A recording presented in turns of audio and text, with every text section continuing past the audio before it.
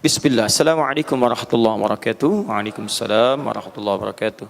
Ustaz, dalam mazhab Imam Asy-Syafi'i apabila lupa melaksanakan doa kunut subuh, apakah benar diwajibkan untuk sujud syahwi? Syukran, jazakallah khair. Tayyib, pertanyaan pertama, kenapa Anda lupa? Itu dulu. Sebab memang kalau sudah lupa itu suka nggak ingat, itu normal. Tapi pertanyaannya, kenapa Anda lupa? Kenapa Anda lupa? Karena ada teman Anda tidak lupa, Anda lupa. Jadi persoalan, lupa faktornya bisa banyak.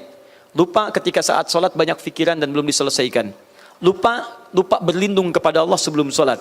Karena Nabi pernah mengajarkan pada kita, sahabat mempraktikkan, ulama menyampaikan, jika Anda punya persoalan sebelum sholat, berlindung kepada Allah. Ista'iz billahi minasyaitonir rajim. Minta perlindungan, mohon kepada Allah. Yang kedua, pahami bacaan-bacaan sholat. Dengan pemahaman itu, Anda bisa mengingat dan bisa mengetahui apa yang sedang Anda lakukan dalam sholat Anda. Takbir, pahami isinya. Lisan mengucapkan, kemudian fikiran, kemudian memahami itu semua. Dalam kondisi demikian, lupa, kemungkinan Anda sholat sendirian. Karena dalam sholat berjamaah, itu bisa saling mengingatkan.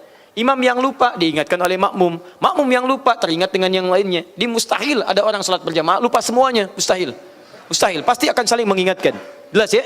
Dalam kondisi ini saya sarankan perbanyak salat berjamaah dan seterusnya. Kalau kemudian kondisi lupa, imam lupa dalam keadaan dia sudah sujud, kemudian dia tidak kunut dalam mazhab Imam Asy-Syafi'i, maka bukan diwajibkan, disunnahkan dia. Disunnahkan kemudian untuk melakukan sujud. Ya, sujudnya apa?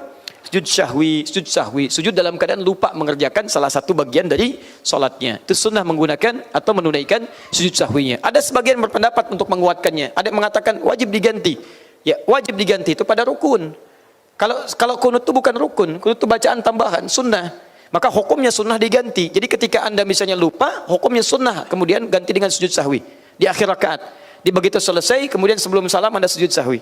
Itu dalam mazhab Imam Asy-Syafi'i. Tapi kalau Anda misalnya sedang berjamaah dengan yang lain, misal suasana terbuka, bukan dalam kondisi di lingkungan mazhab Imam Asy-Syafi'i. Misal ada beberapa tempat yang memang dipraktikkan mazhab, nggak usah jauh-jauh. Saya ke Malaysia misalnya. Saat saya ke Malaysia, di Malaysia berlaku mazhab Syafi'i. Teman-teman lihat baik-baik ya. Perhatikan baik-baik. Kaidah dalam bermuamalah, berinteraksi sosial. Kalau Anda datang ke satu lingkungan, mazhabnya berbeda dengan mazhab yang kita praktekkan, maka tugas Anda kalau mengajar, pelajari dulu mazhab yang dimaksudkan. Jangan mengajar dengan mazhab Anda, jadi ribut nantinya. Saya ke Malaysia, mazhabnya Syafi'i, maka saya pelajari mazhab Syafi'i. Dan saya ajarkan mazhab Syafi'i. Adapun yang lain sebagai perbandingan.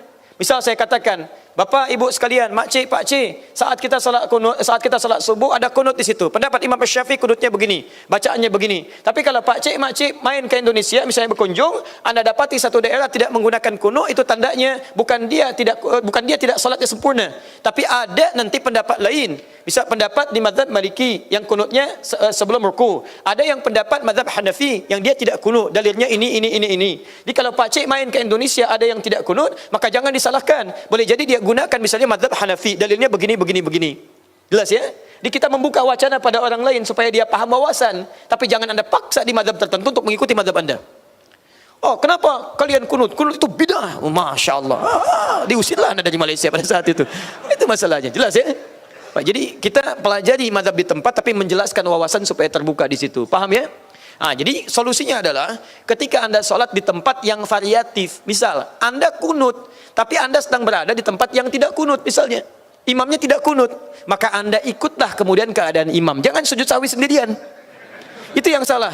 Misal Anda salat subuh, imam tidak kunut. Begitu imam tidak kunut, selesai imam salam, Assalamualaikum warahmatullahi, Assalamualaikum warahmatullahi. Anda sujud sahwi di situ, Anda terlampau soleh di situ. Tidak tepat dan salah itu karena salat mengikuti imam. Innama ju'ilal imamu liyutamma bihi. Imam dijadikan untuk diikuti. Sama dengan Anda, begitu Anda tidak kunut, Anda kemudian bermakmum di belakang orang yang kunut, imamnya kunut. Kata Syekh Al-Utsaimin, Ibnu Shalih Al-Utsaimin beliau mengatakan, Anda kunut, ikuti. Aminkan. Masya Allah, Syekh Al-Utsaimin itu beliau tidak kunut, memilih yang kunut nazilah, mazhabnya Hambali. Tapi beliau berfatwa, jika Anda sholat di belakang imam yang kunut, maka Anda pun aminkan kunutnya. Dan itu indah teman-teman sekalian, gak ada masalah. Dan saya tuh suka heran ya, kenapa saya saat tugas di Mekah suka unik sendiri saya melihat. Kadang pengen senyum, kadang-kadang pengen ditahan. Kalau di Mekah sholat di belakang imam, gak ada yang berantem tuh, dan gak ada yang protes. Kita teman-teman, umumnya orang Indonesia ada yang kunut saat subuh, banyak yang kunut. Tapi ketika dia berhaji, sholat di belakang imam di Masjidil Haram, subuh kan gak kunut dan gak protes.